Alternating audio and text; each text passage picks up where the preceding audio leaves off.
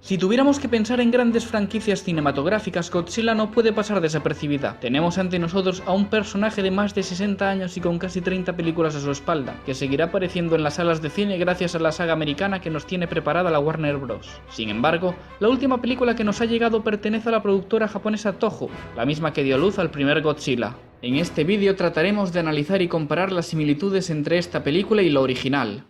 No hay nada más alejado de la realidad que pensar que la primera película de Godzilla es una película de acción o aventuras como otros filmes de monstruos. Godzilla de 1954 es, ante todo, una película trágica y sumamente dramática. Esto se entiende viendo el contexto, pues tiene lugar 9 años después de las explosiones de Hiroshima y Nagasaki, unas explosiones que, dentro de la trama, despertaron a Godzilla e iniciaron su reinado de terror.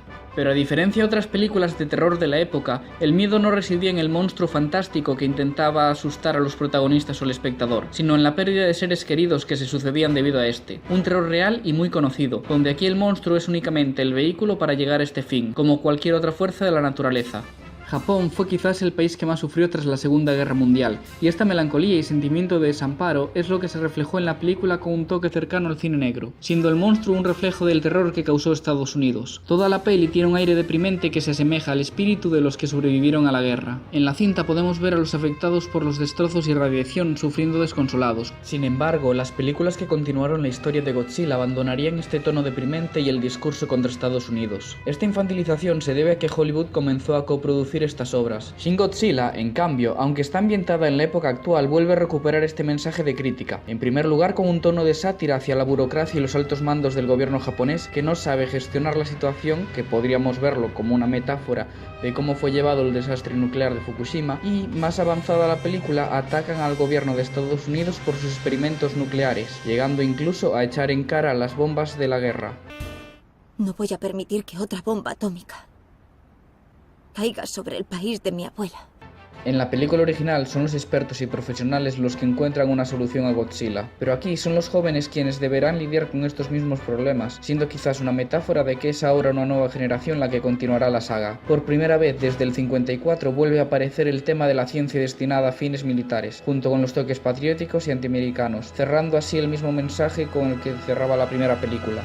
Shin Godzilla comienza exactamente igual que el film de 1954, con un sonido de pisadas acompañado del rugido original de la bestia, mientras aparece en pantalla las letras del título, tal cual como en la primera película.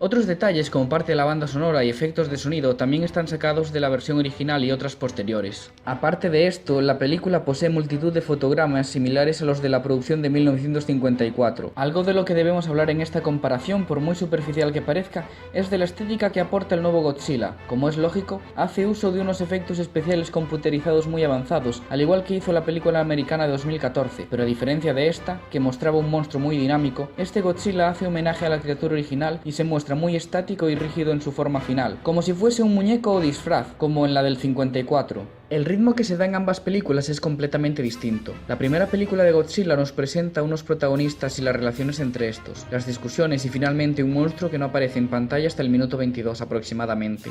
Se da un claro equilibrio entre las escenas de acción en las que aparece la criatura, que suman un total de 8 minutos, las escenas de suspense y los debates filosóficos entre científicos. Como resultado tenemos una película muy seria y adulta que resulta muy bien producida teniendo en cuenta el año y el contexto de crisis en la que se encontraba Japón. Los diálogos y la actuación tanto de actores secundarios como principales están muy trabajados y en ningún momento se hacen pesados o ridículos, algo que pocas veces ocurre con películas tan antiguas y con una diferencia cultural tan grande como la que hay entre Oriente y Occidente.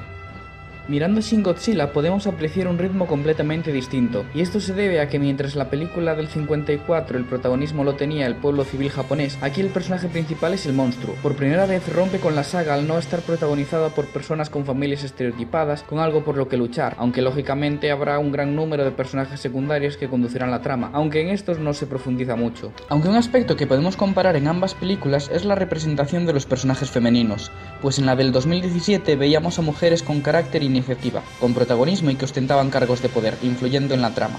pero en la película del 54 solo tenemos un personaje femenino después de las actrices figurantes.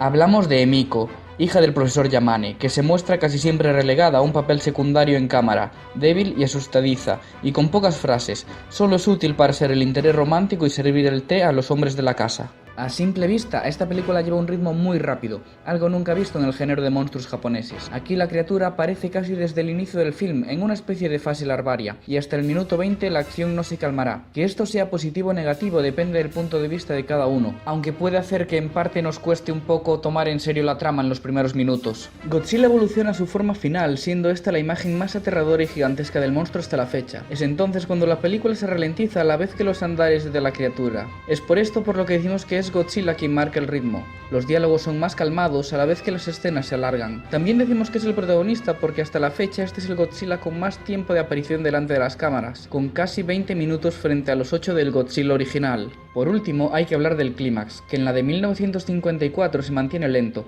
aunque en una gran tensión y con mucha carga emocional, mientras que esta última recuerda bastante a las versiones americanas, siendo el ejército quien finaliza con el monstruo, no sin antes haber mostrado que siente dolor, algo que en cierta medida lo humaniza y hace que exista la posibilidad de que en las siguientes películas actúe como una criatura que defiende Japón. Al final de Shin Godzilla, la humanidad deberá aprender a convivir con la idea del peligro, de otros posibles Godzillas, la energía nuclear, la destrucción y que no hay que rendirse. Al final del Godzilla original, aún con Godzilla muerto, la gente oye en sus cabezas el rugido y piensan temerosos en el futuro, con dudas de si habrá más Godzillas o armas que generen el mismo dolor.